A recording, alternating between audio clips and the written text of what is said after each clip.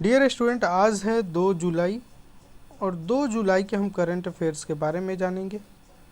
ठीक है, ये जो भी सोर्स है दोस्तों हम लाते हैं द हिंदू न्यूज़ से, PIB से। तो ये ऑथेंटिक सोर्स होते हैं, यहाँ से हम लाते हैं। आपके एग्ज़ाम के पॉइंट ऑफ व्यू से जो क्वेश्चन बनने की संभावनाएं हैं वैसे क्वेश्चन को लेकर आते हैं। आप अगर सोचोगे सर ऐसे कैसे बोल सकते हो, तो आप क्या करो, प्रीवियस ईयर क्वेश्चन पेपर देखो, जिस भी एग्ज़ाम की तैयारी करते हो आपको समझ में सच में आ जाएगा कि सर ऐसा क्वेश्चन आता है या नहीं। तब भी आप एक सही डायरेक्शन में पढ़ पाओगे जब आप प्रीवियस ईयर देखोगे। नहीं तो हम क्या करते हैं, बस तैयारी करते हैं, हवाई में रहते हैं, हमें कुछ समझ नहीं आता। 1 साल बाद पता चलता है कि हमें क्या पढ़ना था। इसीलिए आप पहले ही से किसी और की गलतियों से सीख लो और सही से क्या करो, अपने रास्ते को पालो। ठीक है, तो इसका इसका मेन क्या होता है, एग्ज़ाम क्लियर का मेन तरीका एक होता है कि आप प्रीवियस ईयर देखते रहो, ट्रेंड एनालिसिस किस तरीके के एग्जामिनर क्वेश्चन बनाता है, तो आप जाकर अच्छा कर पाओगे। ठीक है, चलिए सर इसका PDF कहाँ मिलेगा, तो इसको टेलीग्राम को आप क्या करोगे, स्कैन कर लोगे, यहाँ से आपको PDF मिल जाएगा, PDF ले लेना। दोस्तों अपने साथ में क्या करेंगे, पेन और कॉपी लेकर बैठेंगे, पेन कॉपी लेकर बैठेंगे। जो भी चीज़ें आपको लगता है याद नहीं होगी उसको क्या करेंगे, राइट डाउन कर लेंगे। दोस्तों गांधी जी कहते थे कि व्यक्ति वहाँ नहीं है जो वहाँ है, व्यक्ति वहाँ नहीं है जहाँ पे वो है, व्यक्ति वहाँ है जहाँ उसका मन है।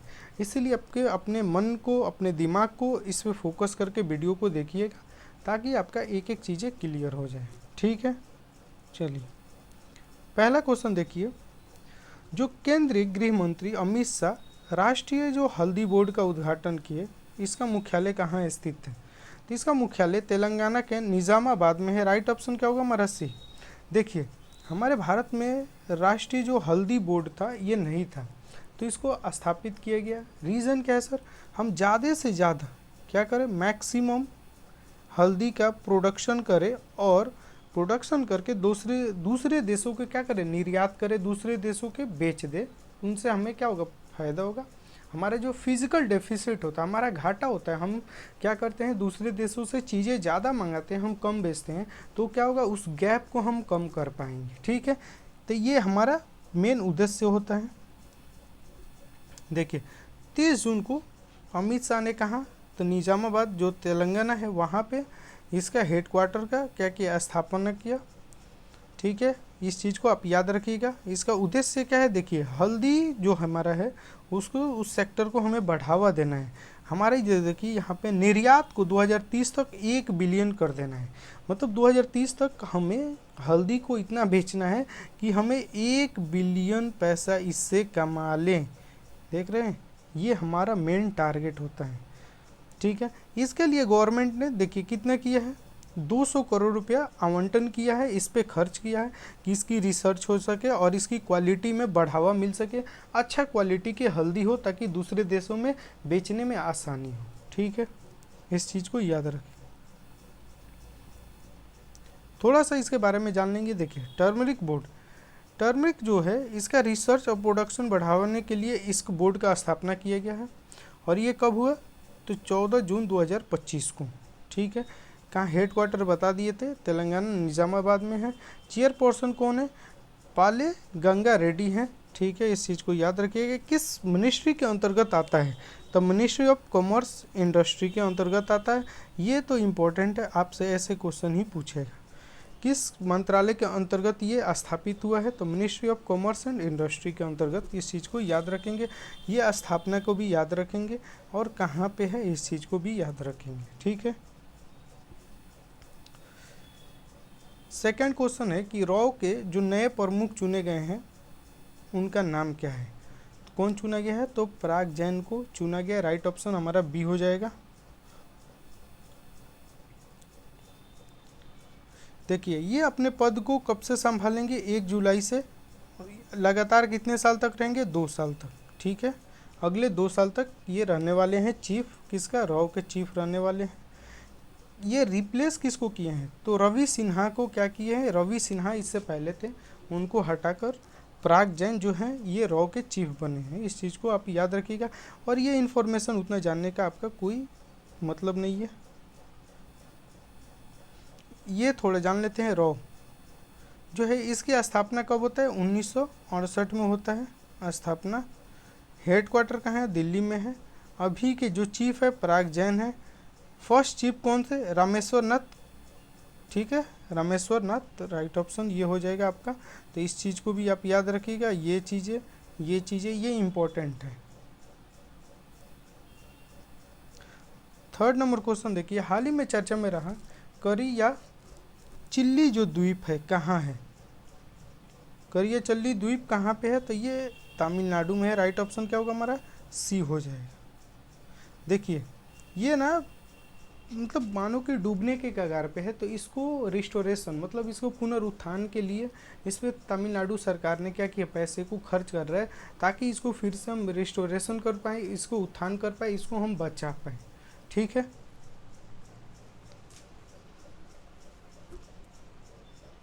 तो ये कहाँ पे है? तमिलनाडु में स्थित है। देखो इसको क्या करना है? रिस्टोरेशन करना है, इसको पुनरुत्थान करना है। गवर्नमेंट इस पर कितना पैसा खर्च कर रही है? 50 करोड़ रुपये।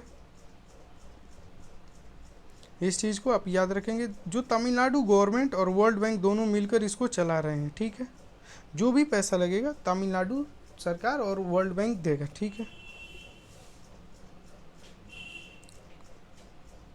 देखिए करियाचिल्ली जो आइलैंड है कहाँ पे? गल्फ ऑफ मन्नार में है। गल्फ ऑफ मन्नार में। आइसलैंड जो है ओशियन में डूबता जा रहा है।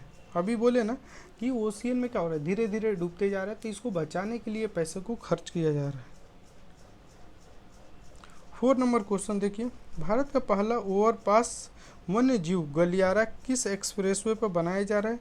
तो ये बनाया जा रहा है आपका दिल्ली और मुंबई एक्सप्रेसवे पर। राइट ऑप्शन क्या होगा हमारा? बी। इसका बनाने का मेन उद्देश्य क्या है इसके बारे में जानेंगे। देखिए overpass wild life corridor Delhi Mumbai जो एक्सप्रेसवे है इस पर बनवाया जा रहा है। 5 ओवरपास बनाया जाएगा, 1 अंडरपास बनाया जाएगा। ये पूरा कॉरिडोर कितना 12 किलोमीटर का है। जो अंडरपास है उसका कितना है? 1.2 किलोमीटर का है। भारत का सबसे बड़ा अंडरपास यही है। इस चीज़ को आप याद रखिएगा। कॉरिडोर जो है रणथंबोर जो टाइगर रिजर्व है ये कहाँ पे है? तो राजस्थान में। इस चीज़ को आप याद रखेंगे, वहाँ से गुजर रहा है। बस इतना ही याद रखना और इससे ज़्यादा याद नहीं रखना। इसको इसीलिए बनाया जा रहा है ना कि जो हमारा मानव और जीव हैं वन्य जीव उनके बीच संघर्ष हो रहा है। क्योंकि अगर हम नीचे से रास्ते को जंगल को काट के जब हम रास्ते बनाते हैं तो जो उसमें जानवर होते हैं वो कहाँ जाएंगे? वो रोड पे निकलेंगे। जब रोड पे निकलेंगे तो अगर उधर से कोई भी इंसान जाएगा उसके साथ क्या होता है? कॉन्फ्लिक्ट होता है एक दूसरे में। इसके वजह से हम इस चीज़ को बना रहे हैं कि हम ऊपर ऊपर से चले जाए या नीचे नीचे से चले जाए। 5 नंबर क्वेश्चन देखिए, राष्ट्रीय चिकित्सा दिवस नेशनल डॉक्टर डे हर साल 1 जुलाई को भारत में किसकी याद में मनाया जाता है? तो ये मनाया जाता है डॉक्टर विधान चंद्र राय। राइट ऑप्शन क्या होगा हमारा? सी होगा। ये बंगाल के थे। कहाँ के? बंगाल के थे। इन्होंने बहुत सारे योगदान दिया है। देखिए नेशनल डॉक्टर डे हम मनाते हैं 1 जुलाई को, डॉक्टर विधान चंद्र राय के याद में हम मनाते हैं। फर्स्ट टाइम हम कब मनाए थे? तो 1 जुलाई 1991 को हम मनाए थे पहला बार। इस चीज़ को आप याद रखेंगे। यहाँ इसका थीम क्या है? Behind the mask who heals the healer. मतलब इसका मतलब ये है, ये थोड़ा सा इमोशनल है कि हम और आप क्या करते हैं कि डॉक्टर से तो दिखा लेते हैं और हम बच जाते हैं, लेकिन डॉक्टर किसको दिखाएंगे? ये चीज़ें हैं। ठीक है, देखिए ये कहाँ के हैं? तो वेस्ट बंगाल से संबंधित है।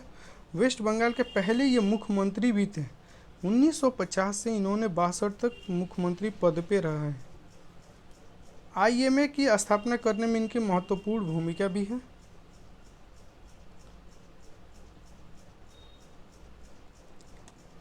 उन्नीस से 30 तक आईएमए के दूसरे अध्यक्ष भी रहे थे। पहले कौन थे? डॉक्टर जीवी देशमुख थे पहले। 1961 में इनको भारत रत्न से सम्मानित किया गया। 1961 में बस और कुछ यहाँ याद करने के लायक नहीं है, ये बस ये जान लो कि इसकी फॉर्मेशन कब हुई थी। तो 1928 में। इसकी हेडक्वार्टर कहाँ है? न्यू दिल्ली में। प्रेसिडेंट कौन है? Doctor R V. अशोकन। इस चीज़ को याद रखेंगे बस। हमें जो मेन पॉइंट होता है उसी को याद रखना होता है। ये चीज़ें आपको इसीलिए लिख कर दिया जाता है, जब पीडीएफ दे तो आप ठीक ढंग से पढ़ लो, लेकिन हम इसमें जो मेन चीज़ को याद आपको कराते हैं कि कौन कौन से एग्ज़ाम में आपको क्वेश्चन पूछे जा सकते हैं, इसीलिए आप इन्हीं चीज़ों पे ज़्यादा फोकस करेंगे। और चीज़ें बस एक बार पीडीएफ मिले तो आप रीड कर लेना, इससे कोई इशू नहीं है।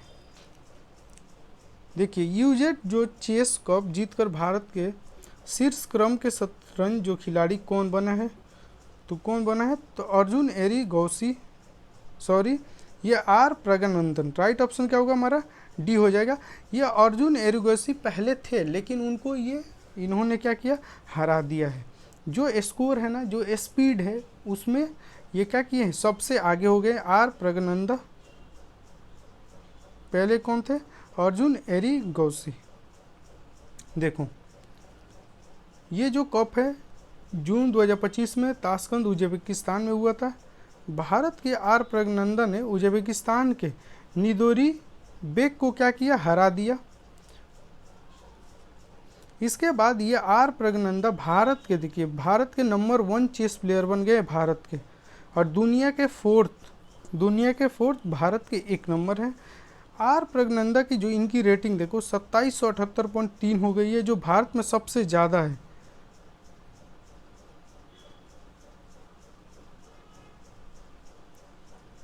देखिए, जो जून के लिस्ट में था ना, तो अर्जुन एरिगेसी सबसे ऊपर थे, ठीक है, लेकिन अभी उनको भी ये पीछे कर दिया है, इस चीज़ को याद रखिएगा।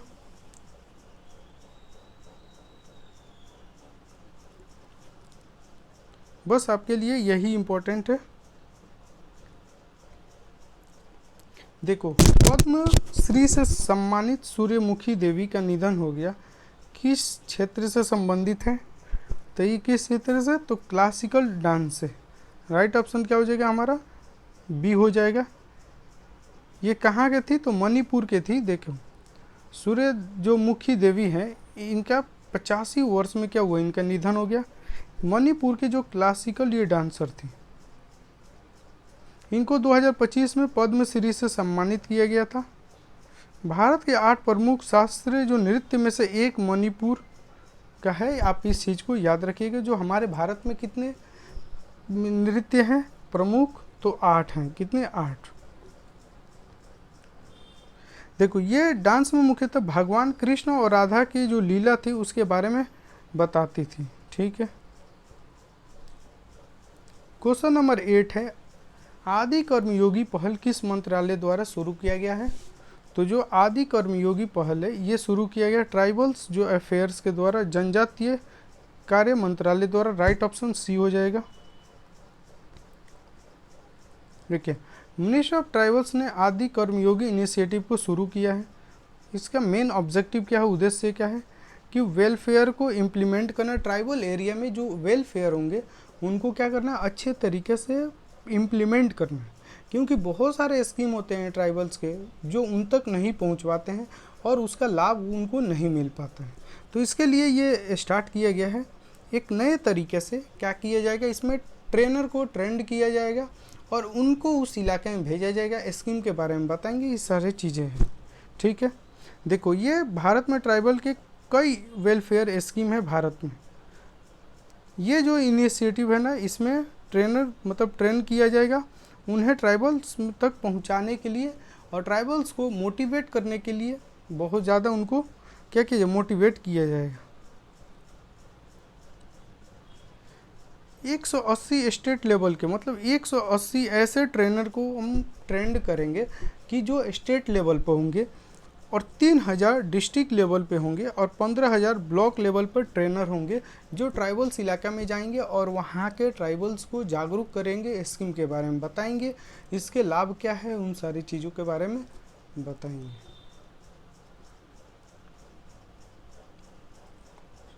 देखो, गोल जो स्टेट मोबाइल एप्लीकेशन किसके द्वारा लॉन्च किया गया है? तो ये लॉन्च किया NSO द्वारा, राष्ट्रीय नमूना सर्वेक्षण कार्यालय एनएसओ के द्वारा लॉन्च किया गया। राइट ऑप्शन क्या होगा हमारा? सी। ये देखो इसीलिए इसको लॉन्च किया गया ना कि गवर्नमेंट के जितने भी डेटा हैं, इस पे सारा अवेलेबल हो जाएगा ताकि आम जनता भी देख सके। तो देखिए इसके बारे में, इसको एनओसी ने क्या किया है, इसको लॉन्च किया है। ये एप्लीकेशन कोई भी व्यक्ति देखो ऑफिशियल रूप से डेटा देख सकता है किसके? सरकार का। जो पब्लिक को डेटा को समझने के लिए क्या किया गया, इसमें इन्फोग्राफी और ग्राफ्स और स्टोरी को यूज किया गया है ताकि आम से आम आदमी भी इस चीज़ को समझ सके। नेशनल स्टैटिक डे 29 जून को हम मनाते हैं, उसी दिन इसको लॉन्च किया गया था। इस पर किस तरीके के डाटा और कंटेंट होंगे? तो जैसे देखो जीडीपी कितना परसेंट है, कितना परसेंट रहने वाला है, इन सारी चीज़ों के बारे में, इन्फ्लेशन क्या है, महंगाई कितना है, तो इन सब चीज़ों के बारे में, एम्प्लॉयमेंट, रोज़गार, बेरोज़गार, एग्रीकल्चर, हेल्थ, एजुकेशन, इन सारे चीज़ों के बारे में डेटा यहाँ पे क्या होगा आपको मिलेगा। एनएसओ द्वारा जो जारी किया जाता है रिपोर्ट भी वहाँ पे मिलेगा। इन सब चीज़ों के बारे में आप क्या करेंगे, याद रखेंगे। अगर आप चाहते हैं कि डेटा को हम क्या करें, डाउनलोड करें, तो वहाँ पे ऑप्शन होगा। FIH महिला प्रो लीग की अंक तालिका में शीर्ष स्थान पर किसने प्राप्त किया है? तो ये क्या है, नीदरलैंड है। राइट ऑप्शन क्या होगा हमारा? बी। देखिए FIH जो वोमेन प्रो लीग 2024-25 का आयोजन 30 नवंबर 2024 को शुरू हुआ था और ख़त्म कब हुआ? 29 जून 2025 को बर्लिन में ये क्या हुआ, समाप्त हो गया। पॉइंट टेबल में क्या है, इंडिया अगर देखें, इंडिया का सबसे लास्ट पोजीशन में, नीदरलैंड के पहला स्थान पे है। बस इतना ही आपको याद रखना, इससे ज़्यादा कुछ नहीं, ठीक है दोस्तों। तो आज के लिए इतना ही हमारा करंट अफेयर्स था, जो भी इम्पोर्टेंट चीज़ें थी इसमें हम शामिल किए थे। वीडियो को लाइक प्लीज़ ज़रूर कीजिएगा और शेयर भी कीजिएगा। तो आज के लिए इतना ही। Thank you to all of you, thank you.